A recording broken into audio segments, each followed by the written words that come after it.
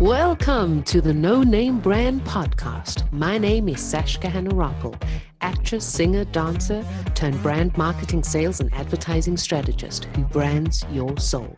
And each week I bring you an inspiring person or message to help you discover your undergod, turn up your leadership notches, challenge the status quo, because you're fast and furious with a powerful message to share with the world.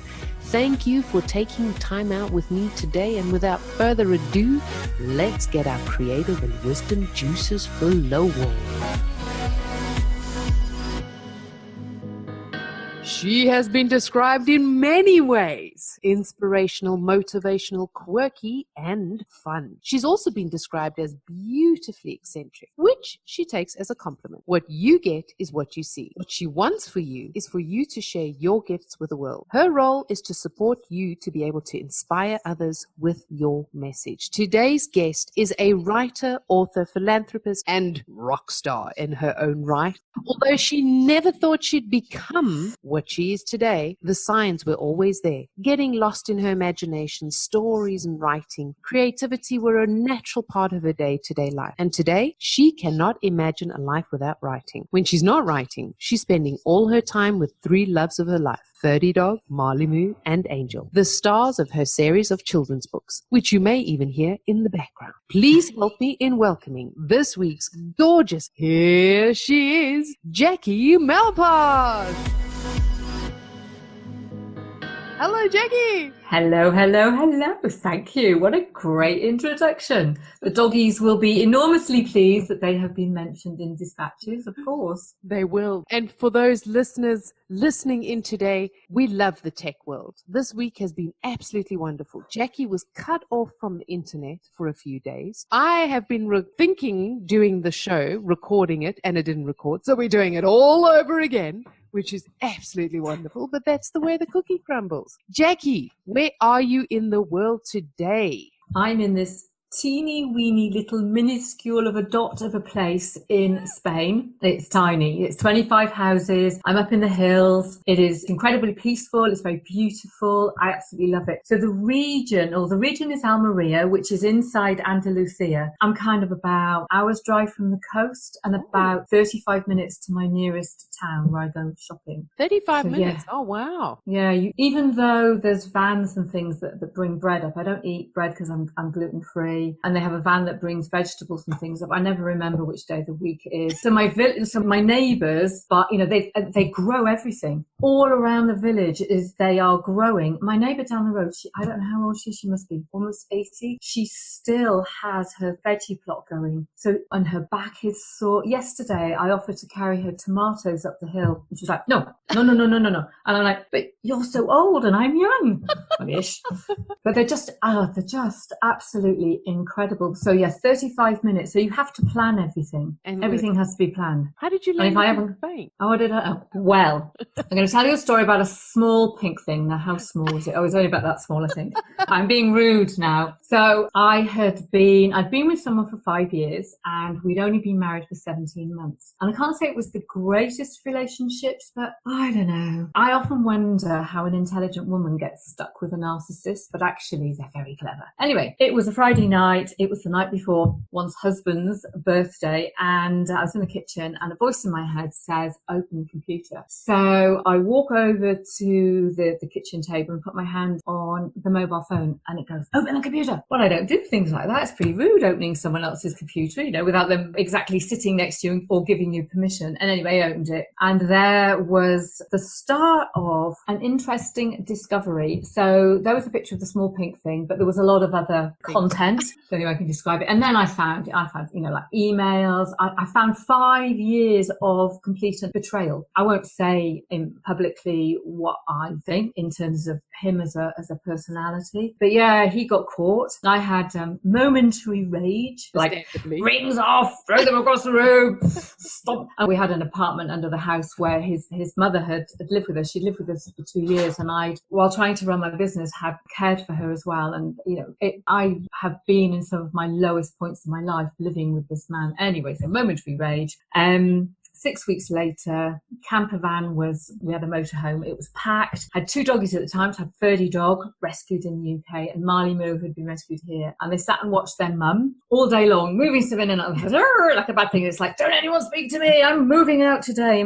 It was just crazy. I took them to the vet, made sure their passports were updated, booked a ferry, spent the weekend with a very, very gorgeous friend of mine. We laughed so much. It was a relief, to be perfectly honest. I hadn't realised until that moment how awful my life was. Anyway, so I jump in the camper van, and Mum had a bit of a freak. She lives in Spain, and she was like, my baby's gonna die, because I wanted to go travelling. I just thought, you know what? I've had enough. I'm just gonna lose myself in Europe. I'm gonna become a gypsy. Starting with Spain. Well, I was going to bum around France for a while. I just was going to get off a ferry and go anywhere. I didn't care. And I was going to go and I was going to write. And of course, my mum, my beautiful soul sister, my mum was freaking. So all I did was drive, sleep, drive. Oh, feed the dogs, poo the dogs, walk the dogs, sleep. And so I turned up. It was 3 o'clock in the afternoon. I turned up at my mum's house. She said, oh, my baby. I was like, it's okay, Mum, I'm fine. I'm being knackered. And then I came to this house, which I bought many, many years before as a pension investment. I never thought I was going to live here. So I walk in, and slowly we've been doing things to the house, a roof on it. He'd been doing a bit of electrical work, a little bit of building. I walked in, honestly, it was like, I'm going to live here. I mean, I love my home now. I mean, it's still not finished. My office was the old kitchen, and literally we just got all the old stuff out, replastered the walls, painted it. And it's, I've put a single picture up. There's nothing in here. I've got bare walls where I do my book brainstorming, and I call it my strategy station. It actually covers the washing machine and tumble dryer because the walls are so thick we couldn't put them outside. So I have a strategy. So I work on this. It literally, I just need to do something to it. I can't be bothered. So that's how I got here. Were you a book coach when you already, or book mentor by the time you got into Spain, or before? Oh, a long time before. I've always written, and when I was in corporate, I wrote a series of books. I wrote some weird things. I mean, because I was in marketing, I wrote 2 marketing books. While I was also in corporate, I ran a fertility company, and I wrote a book on fertility. I wrote a book on something else, but I can't remember what it is now. And I sold them as I've no idea. Oh yeah, how to eat properly. I've always been interested in nutrition, so I did a whole nutritional thing as well. They've all gone. And in fact, I've just given all of the fertility stuff away to a young entrepreneur to help her with a business, because I'm menopausal, so I definitely don't need to get pregnant anymore. So coming back to your question, so my background is IT, marketing, personal branding, executive coaching, and writing has come through absolutely everything. And what happened was I kind of fell into, I'm going to call it book coaching, but it was more like journal book coaching. And what happened was people would come to me to help them to find themselves through writing, and we created a book journey to get them through the stuff that had been going on. But none of these people ever published books. So we outlined it, and we did this journeying, this kind of book of your life stuff, and it helped them to move things on. And then I can't remember exactly what happened, but out of the blue, I started to work with people who actually wanted to publish. So I published myself. So everything I learned, I then started to teach other people. And I just discovered the thing that absolutely moved me was hearing people's stories, helping them to clarify processes and purpose through writing a book. And I've kind of come full circle, because I started to help people write a lot of business books, and I still do, but more and more people are coming to me because they want to share their soul stories. So I'm helping people to write books that really do share a deep part of them, but they're still business books. But I'm also helping people to find themselves and get connected to their souls through writing. So I'm hoping what will happen is, as they heal through their writing, they'll write and they'll take that message to the world. I'm trying to figure out how to put this into words. So we're not all born, we think we're not all born writers, or that we can write. The irony is that we're taught to write. And what whatever it is, even if it's a history story or creative writing, we're always taught to write, and we're always taught how to write it correctly with the grammar.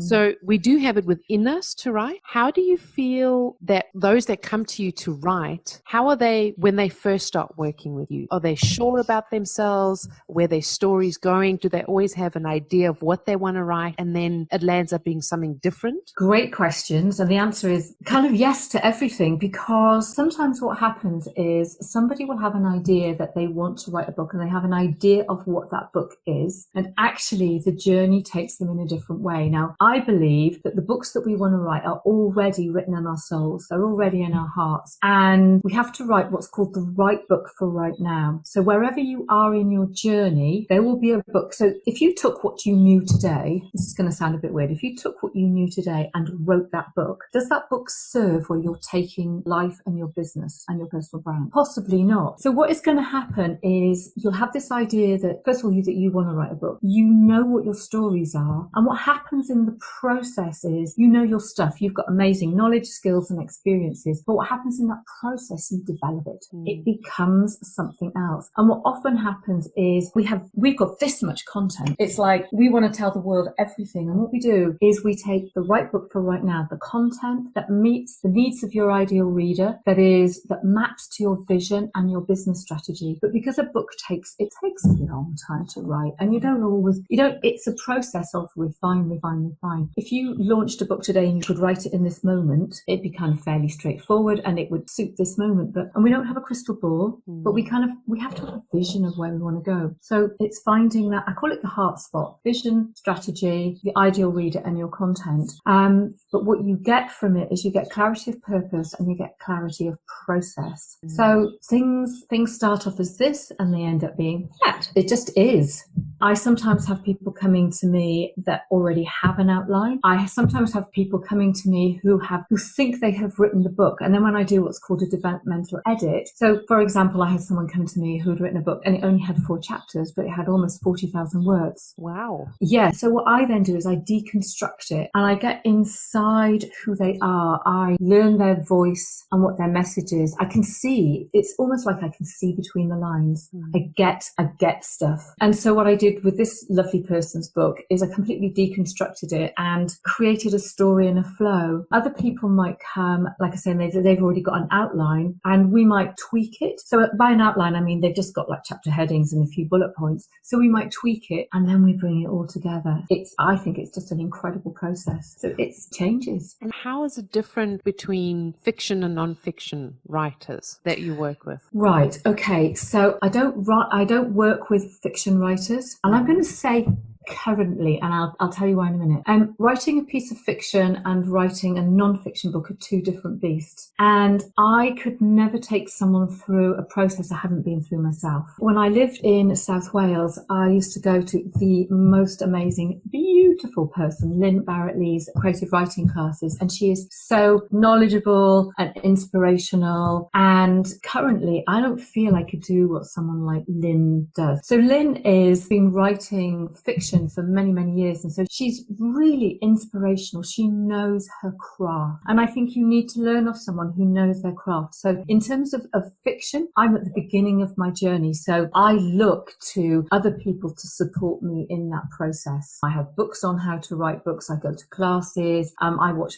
people's webinars or I enroll on their online courses. But in terms of non-fiction, non-fiction to me is about, I don't even know how to describe it. It almost seems like it's more practical, even though it's deeply enmeshed in your soul. Whereas fiction feels like a slightly different process. But when you're writing, even when you're writing non-fiction, you are actually telling a story because you are the protagonist. There is your backstory, there's the plot, the epiphanies that you have, there's the climax and the lessons you've learned and where you find yourself. And I haven't quite worked out how to do that for fiction, but I'm writing children's stories which are based on the dogs, and something that absolutely terrifies the life out of me, and I've committed to do it, and I have an accountability buddy for it, is in August I'm going to start writing The Double Life of Dickie Quick, which is about guess who, except he's not called Dickie Quick, that's my name for him. So that they feel like they're different beasts to me, and there's a different way of doing it. Will I find out? Well, it is. I mean, stories, and when you're telling a story or the storytelling, there's always a moral of the story. Yeah. And that's where the creative process gets stuck, because even though we taught it in inverted commas in school to write stories,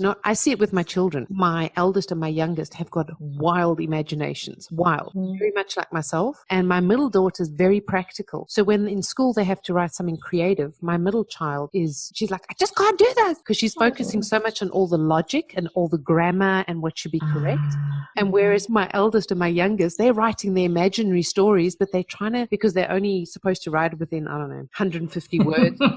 Yeah, I can imagine. And they're like, it's more than 150 words. And I'm like, it doesn't matter. It's okay. You can still write. And they're going, but we have to reduce it. And it's amazing how different we are. Like one person will have the practical, the fiction, or the other one will have the nonfiction. And those two processes, it's just writing. You still just have to write. There's still a beginning, a middle, and an end. It's kind of interesting because when you've outlined a book and you have all of those little bitty bits, so you've chunked it right down, when you write to first draft, you see those things as, it's a bit like if you see a PowerPoint presentation and someone puts a picture up. They're just kind of like cornerstones, keywords, things to spark your imagination. And when you, a bit like your eldest and your youngest, you just put your fingers to the keyboard and words flow. They absolutely just come. Now your middle child, she would be the perfect editor, because when you've done the first draft, a lot of people when they get to first draft go, oh my God, this looks terrible.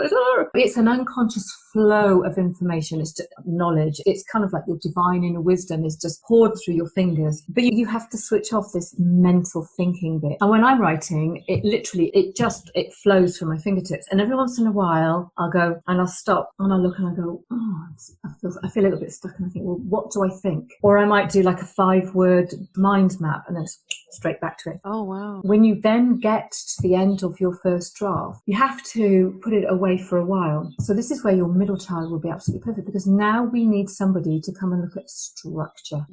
Is it structured properly? And if you think about a non-fiction book and we think about learning styles, have we addressed the what people want? What is this about? Why do I need to know that? How can I do that for myself? And what if I explored? And then you've got the people who like the big picture and the details. So, and we got the grammar, I'll say the word Nazi, but that's not a nice word. The people that come and beat you up because your grammar's not properly, whatever they're called. The bashers. The bashers. So then you need somebody who can look at it and actually they can see the pictures and the patterns in it. Because then what happens, we see things in patterns, we see things in pictures. And although there are words on the page, once you've done the first draft, which is this unconscious download, what we then see is a pattern. And it's like, how do we fit the pieces of the pattern together to make it flow? How do we connect every chapter to our core message? So there's our core message, and each chapter has a core message. But how do we fit it all together to make a really nice pattern, a picture, a tapestry? Yeah. And that's where your middle child will have all of those, she'll have all those gifts to be able to see how it all fits. We're whole-brained the whole time. We're all, we are. We talk about people being like left or right-brained. Actually, we're whole-brained, but we have a preference. So that first part, if we said it was right-brained, and if we said the second part was left-brained, then we can see how the book, we do eventually use every part of our being to bring it together. So your kids, it's a bit like, if you're in the corporate world and, you have a meeting and you've got to get a project done, you have someone who's great at ideas, you have someone who's great at starting, someone who's great at finishing, someone who's good at detail, someone who's like really just wants to sit back and go, oh, that's it, I've given you the big picture, that's my job done now. That's Angel, by the way. It's all a process. It is. Do you have a method to your madness? Like, how do you write your books? Right. So the first thing I do is I get the idea that I want to do it, and then I do something that I call step it out. And it literally is, I'm lucky I've got tiles, so I don't need to put pieces of paper on the floor. But literally, if you put like 10 pieces of paper on the floor as if they were the chapters of the book, and I get my mobile phone and I stick it on record. And so the first thing I do is I just stand on either a tile or a piece of paper and I just talk a close my eyes, and I have a chapter framework up, a very simple, basic chapter framework up. So I ask myself mentally those questions, and I just talk. And then I love brown paper. So I have over there, I have rolls and rolls of the stuff. And then I'll do something like, I call it word play. And I just literally sit and I just get all the words and things out of my head. And they may or may not be useful for the book, but they generally are, because I'm in the book process. From there, I listen back to this and I mind map it. So I mind map on paper, and then I mind map on, I have iMind Map, so a piece of software, because that lets me move things around. But then I have to come back. Do you mind if I move my camera around and show you? So my final stage is when I've mind mapped it all, I need to have the journey on the wall. And this is what it looks like. So this is one of the books I'm working on. See my messy office. So you see, so I have a structure down one side, and then I have the chapter titles going across the top. And then it just helps. This is kind of like my logical brain coming back. So I've done all the kind of creative stuff, and then my logical brain just comes back, and I just write, what's the chapter about? Why is it important? And how? And it's up there. And then I'm very anal, and I put it all in a spreadsheet. So what I've written up there, because it's now in little boxes, I put it in little boxes in the spreadsheet. And then when I'm writing the book, I can either walk to that and just look at it, and I find I just connect to it, or I go to my spreadsheet. But what I also do is I have that very, very basic structure in a Word document, and I just put everything in there. So that becomes like my synopsis. So it might seem really, really long-winded, but it works for me. And I never cut out any of those process steps for me. However, for clients, I might have somebody who goes, I don't want a mind map. So I might go straight from step it out to sticking it on doing a journey on a piece of brown paper, or I might get them just to go straight to mind mapping, straight from mind mapping to doing the synopsis. It really depends on the person. So different methods. Absolutely. So when I'm working with somebody, I have to work, how do they see things? How do they feel things? How do they know things? So I'll try different things until we hit on that's how it works. You see, I guess because I do all of that stuff and that process works for me, I've got a toolkit now. Yeah, and so what works for someone else. So it's cookie cutter. Yeah. What I might do, and what I do with clients, is I say sometimes, go for a walk. And what I want you to do is take your phone with you, and so if I were to invite you to come for a walk in the Rambler, I could say, okay, well, we've got some rocks there, I've got some pink bushes there, I've got some kind of weedy thing over there, there's a bit of fennel there, there's a rosemary bush over there, and they're your chapter markers. And I might say, I just want you to go out and I just want you to walk, and as you walk towards the rock, I want you to talk about the first part, and then I want you to walk towards it. So as you're walking, actually you're changing state, but you're also deeply connected to Mother Earth. And so what you see visually will inspire you as you're doing it. Like if you've got kids, you could take your kids out for a walk, and you could say, Mummy wants to talk a story through today, and you could get them to help you to make sure you record it. So there's just lots of different ways of doing it. We just have to find the way that works for whomever. Yeah. Why even write a book? Why should we, as business brands, write a book? Is it of any benefit? Oh, without a doubt. I have a client who said to me that one of the things that having a book did for him, so the first thing was he got clarity of his process. And when people find him now, they go, oh man, he's got a book. So he's knowledgeable. He was knowledgeable before. He's got a great process. He had a process before. Yeah. He has a story to tell. He always had a story. But now he has credibility. He's building his brand and his reputation. So for whatever reason, when people see that you've written a book, they immediately know that you are different from someone who hasn't. So it sets you apart. I remember doing an event on a big cruise thingy. Everybody who did a presentation had a book. They wouldn't entertain having a speaker without a book. People who get speaking gigs generally have, they generally get booked because they have a book. So it enables you to be seen in a different way, for people to feel you, if someone buys your book and they don't know you, they can get to know you, and then they can find out how it would feel to work with you. So it does a lot to build your brand and make you stand out. But you see, the other thing a book does is once you've got everything into a book, well, guess what? You can run retreats around your book, because you can sell your book book at the retreat. You can look for speaking opportunities. You can create a different kind of coaching process. You can do online workshops, face-to-face workshops, and you can create online courses so that you can then start to build residual income. So you can take your book, which gets you seen in a different way, gets you known, gets people to connect to you, but you've then got all these other things that you can sell around it.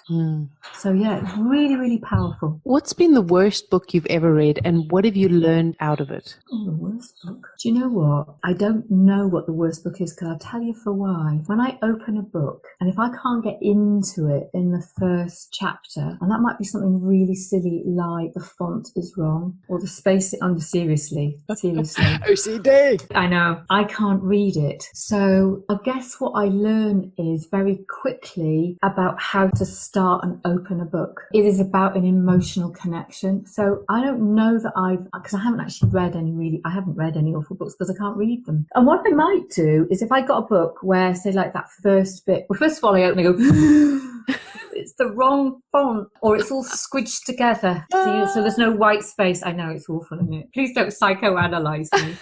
I do try and read it, but if I can't, I might flick through and see if there's any gems in there. What I often find is generally it's not terribly well constructed. So I really can't answer your question. I'm sorry. I can't do this.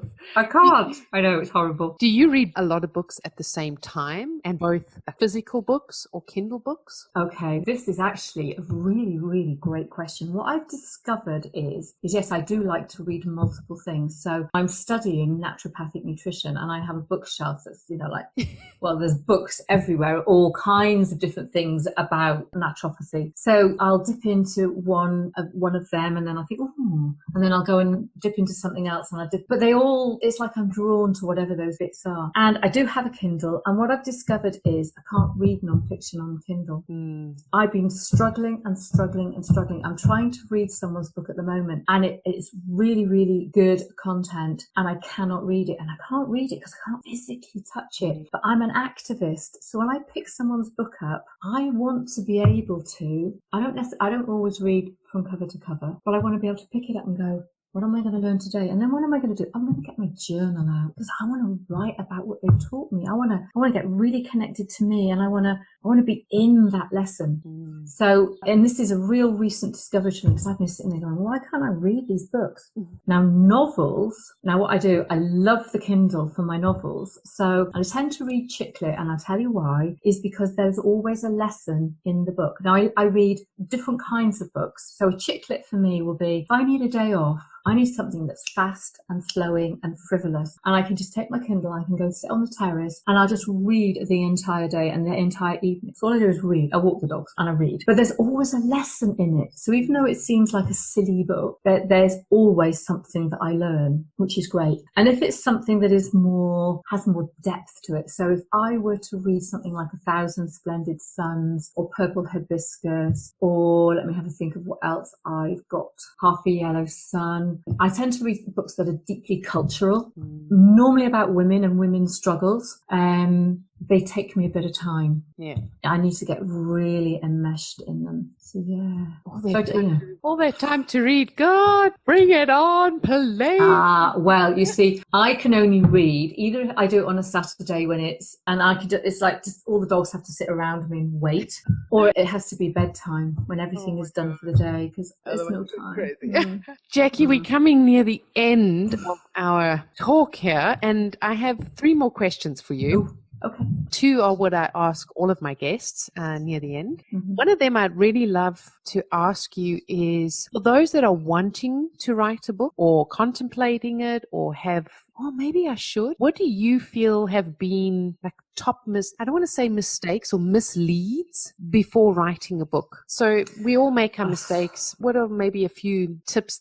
I don't really like the word tips, but just kind of milestones to give wannabe writers. Okay. So the first thing I'd say to the want-to-be writer is, if you love brown paper like I do and post-it notes, I would go and get a big sheet of brown paper and a load of post-it notes, and I do what's called a week of observation. And that basically basically is notice what you notice. Become a witness to what people ask you or what you think you want to write about. It's just like doing a great big mind map with lots and lots of different post-it notes. Because once you've done that and you've got all of that out of your head, then you can come back and you can do the real work. So I would say do a week, what I call a week of observation. Just notice what are the questions people ask me. You know, let's say like if you were going to buy a blue car. Yeah. Everywhere you go, you see a blue car. The minute you put your intention out there that you want to write a book, and even if you don't know what it is, all those little droplets will come to you and you just need to capture them. So you can capture them in your journal. But I like to put them on a big sheet of paper near a bathroom, somewhere you walk back and forth. The second thing is, if you do not plan your book, you will not be able to write it. Now, there are people who pants it, as in they just sit down and write and suddenly, you know, somehow miraculously it works. I really truly don't believe it works. Like I say, I know people that do that mostly in the world of fiction. If you are going to write a business book, you need to have a structure. You need a plan, you need an outline, and you need a chapter framework. Remember, we taught people see things in patterns. So although, you know, you wouldn't stick to a rigid framework that says I have to have this bit here, you need to have those structures and those frameworks in place, because what you're doing is you're creating the book as you create the outline, and in the chapter framework, you're making sure you're on core message and you're chunking it down and you're making it easy for you. And it's really just those two things, is get the stuff out in some way and then create an outline, a plan, a structure to work to. I always find that if anyone comes to me and they've done lots and lots of writing and it's not working, it's because there was no outline. Yeah. I mean, that's in everything in life as well. It doesn't matter what you're doing. There's still the spontaneity in there, whether it's business or life, or we have to plan some certain things, and that writing is like journaling. So that's brilliant. Yeah. Tell us, what do you want to change or challenge the world doing what you do? Okay. So I have this kind of big dream in my head that we are creating,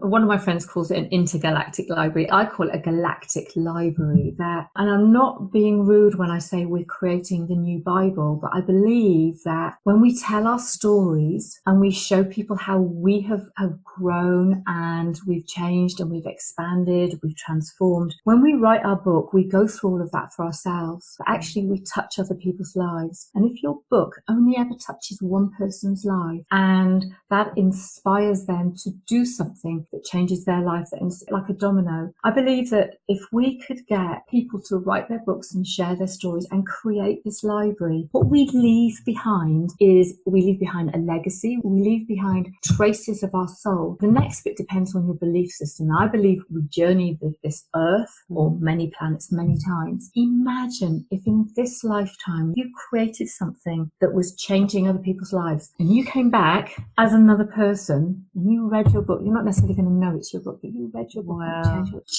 And that's what I want for the world. I want the world to think about how their stories, first of all, help them to expand and grow and be, not do, but be. And then how their words affect other people so that they can grow and expand. And the next person. I just want to see stories and knowledge changing the way we see the world and how we communicate and collaborate with other people. And that's it. That is amazing. Like, I've never heard such an amazing description of changing. I mean, just using books. I mean, I'm talking about using books changing the world. How cool would that be if I came back? And that is amazing. Okay, that just boggled my mind a little bit. I'm just going to have to be thinking about this one. I'd like you to fill in the blanks on 3 of my core values, your take on it. So creativity for you is? Creativity for me is allowing the soul to express itself. Goosebumps. Wisdom for you is? Sharing your divine inner wisdom, the wisdom that you came to this earth with, that is locked inside of you. You just need to let it out. Oh, wow. Passion for you is? Doing the stuff that absolutely rocks your world. So not one thing, but just, again, it's about that being, isn't it? It's being in the moment, doing the stuff that makes your heart and soul sing. People, I'm goosebumps here. If you want to find out more about Jacquis, all you need to do is go to JACQUIMALPASS.com. You'll find out more information in the show notes. She'll probably have a very, very, very lush freebie for you to take hold of. Definitely get to know her on her social media handles. And if you're thinking of writing a book, I can highly recommend you go to Jacquis. Thank you so much for being with us here today. You've completely blown or expanded my mind and imagination. I'm like, I just want to go right. I want to go right.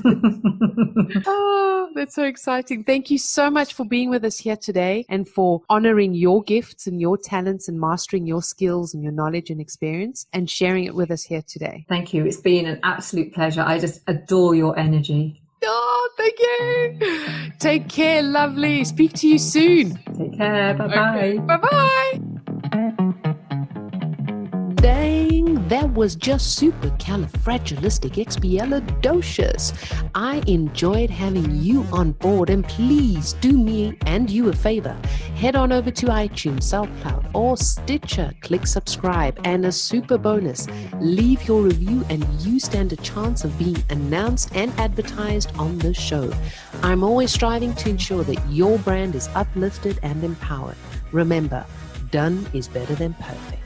So be sure to subscribe, leave a review, and send in your feedback too. You're the absolute best. Keep rocking.